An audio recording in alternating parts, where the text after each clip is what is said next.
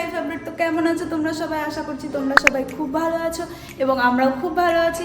তো নতুন একটি ব্লগে তোমাদের স্বাগত। আই হোপ আজকের ব্লগটা দেখতে তোমাদের খুব খুব খুব ভালো লাগবে। তো চলো দিনটাকে শুরু করা যাক। তো ইন্ট্রো দেওয়ার পর আমি একবারে রান্নাঘর থেকেই আবার ব্লগটা স্টার্ট করছি। যত সকালে আমি উঠি আমি কোনোভাবে কাজে কুলিয়ে উঠতে পারি না, আমার ওই বেলা অনেক বেজে যায় স্নান করতে পুজো দিতে। তো এবার ভেবেছি আমি রান্নাবান্না সব কমপ্লিট করে নেব, আমি সব রান্নাঘর গুছিয়ে নেব, তারপরে আমি আবার ব্লগটা আমার কন্টিনিউ করবো, স্টার্ট করবো।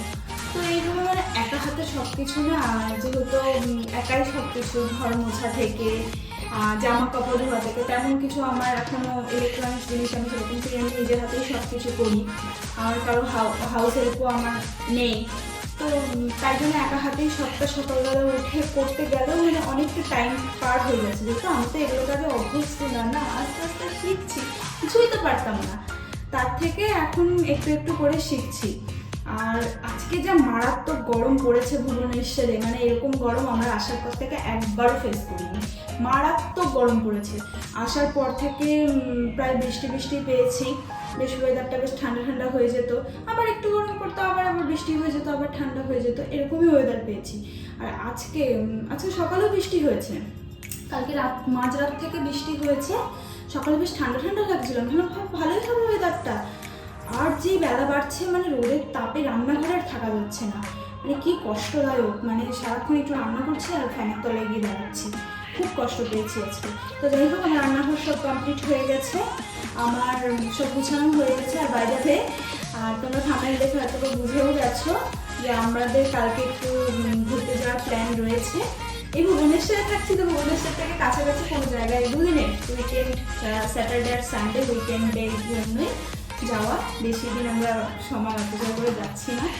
আমরা ছুটি কেন নিচ্ছি না, আমরা তো বাড়িতে পুজোতেও মানে দুর্গা পুজোতে বাড়িতে যাবো, সেই সময় যদি ছুটিটা আমরা কোনোভাবে নিতে পারি, ওই জন্য বেশি আমরা ছুটি নিচ্ছি না। তো উইকেন্ড ডেজের জন্য আমরা কাছাকাছি কোথাও ঘুরতে যাবো। কাছাকাছি বলতে তোমরা গেস করো কোথায় যাব, তো সেটা তোমরা গেস করে কমেন্টে বলো যে কোথায় যেতে পারি।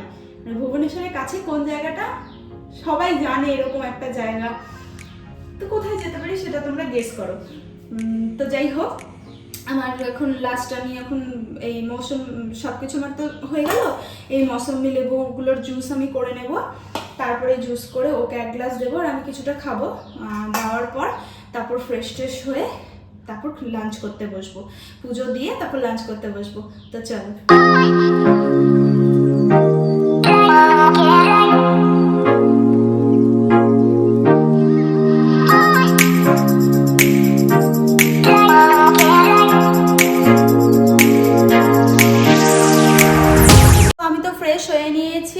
আমার পুজো দেওয়াও হয়ে গেছে, আমি একটু স্কিন কেয়ারটা করে নেব, তার আগে শুভম বললো যে আমাকে লাঞ্চটা দিয়ে দাও, আমি খেতে থাকি, তারপর তুমি বসো। তো আমি একটু মুখে চটপট করে একটু মুখে ক্রিম মেখে আমিও লাঞ্চটা করে নেব।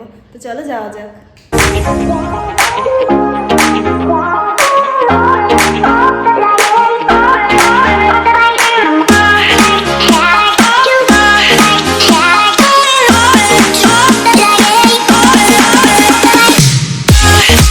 তো লাঞ্চ করে একটু ছাদে এসেছিলাম, দুপুরে খাবার পরে ভাত ঘুম ব্যাপারটা আমার বরাবরই পছন্দের না। বাড়িতে থাকলেও এই সময়টা আমি কখনোই ঘুমাতাম না, ওই বাড়ির ছাদে গিয়েই একটু নিজের মতো সময় কাটাতাম। আর আমাদের বাড়ির সামনে তো ন্যাশনাল হাইওয়ে, তো সব সময় গাড়ি চলতেই থাকতো, আর সেগুলো দেখেই সময়টা পার হয়ে যেত। তারপর তো ছাদে বেশ একটা বাগান মতোও করা ছিল, সেখানে গাছগুলোতে জল দিতাম, কটা ফুল ফুটলো সেগুলো দেখতাম, বড্ড ভালো লাগতো। এখানে আজকের আকাশটাও কি সুন্দর লাগছে দেখুন, মনে হচ্ছে রাতে বেশ ভালোই বৃষ্টি হবে। এখানেও ছাদটা বেশ বড়, কিন্তু বাড়ির ওনারের বোধহয় তেমন ফুল গাছের শখ নেই, ছাদটা বড্ড ফাঁকা ফাঁকা। দুটো কি সুন্দর বসার জায়গাও করেছে, পাশের প্রতিবেশীর বাড়িতেই আবার অনেক রকমের ফুলের গাছ বোনা। চলুন ওই দিকটা, পেছনের দিকটায় আমরা থাকি, তাই সামনের দিকের কোনো কিছুর আওয়াজ শোনা যায় না।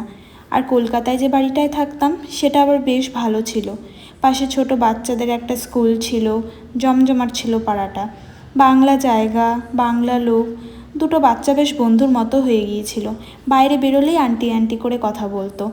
এদিকটা থেকে আবার শুভমের প্রথম অফিসটা দেখা যায়, ওই যে দূরে, ওটাই হলো শুভমের প্রথম অফিস।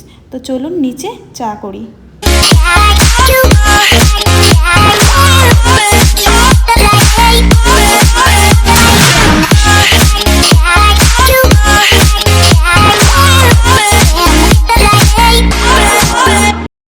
চা খেয়ে একটু জামা কাপড় গুছিয়ে নিলাম, তাতেই দেখি রাত 10:15 বেজে পার।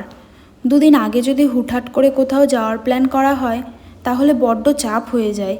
বাড়ির সবটা গুছিয়ে প্যাকিং করে আমি ক্লান্ত হয়ে যাই, আর তখন যেই জায়গাটায় যাই তখন আমি গিয়ে সেখানে আনন্দ করতে পারি না, মনে হয় শুধু ঘুমিয়েই থাকি।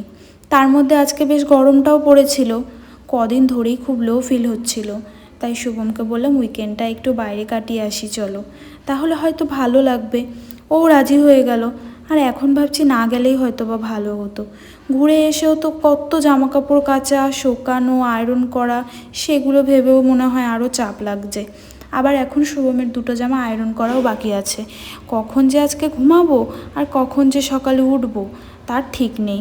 মনে হয় প্রথম বাসটা মিসই করব। তো মোটামুটি সব জামা গুছিয়ে রেখেছি, শুধু জামাগুলো ব্যাগে ভরতে হবে।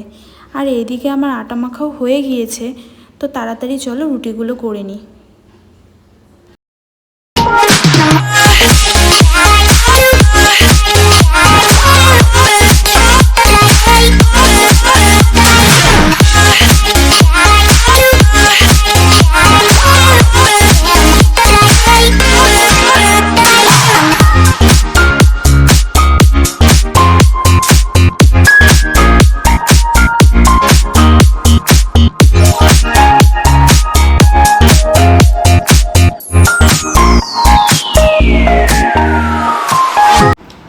রাতের ডিনার তো একদম রেডি।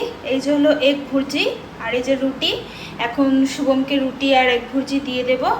তো আমি পুরো একদম টায়ার্ড, আমি একদম এক্সস্টেড। তো আমাকে দেখে নাও, একদম আমি টায়ার্ড হয়ে গেছি। এখনও প্যাকিং বাকি আছে, 10:30 বেজে পার, 11:15 বেজে গেছে, এখনও আমার প্যাকিং বাকি আছে। এর মধ্যে আমি কিছুটা ভাবছি ভিডিও এডিট করে নেব কালকের জন্য। মানে আর এই চাপ আমি নিতে পারছি না। তো তাড়াতাড়ি করে আমরা আমাদের ডিনারটা করে নিয়ে সব কিছু কমপ্লিট করি।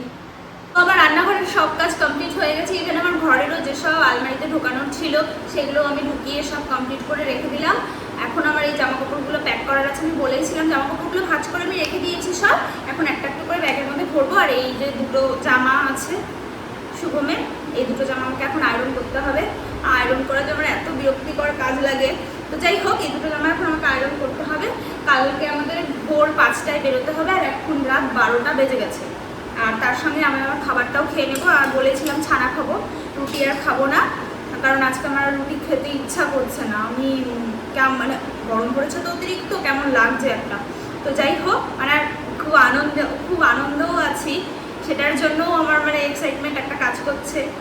তো চলো তাড়াতাড়ি করে আমার প্যাকটা করে নেওয়া যাক, তাহলে অনেক লেট হয়ে যাবে। চলো।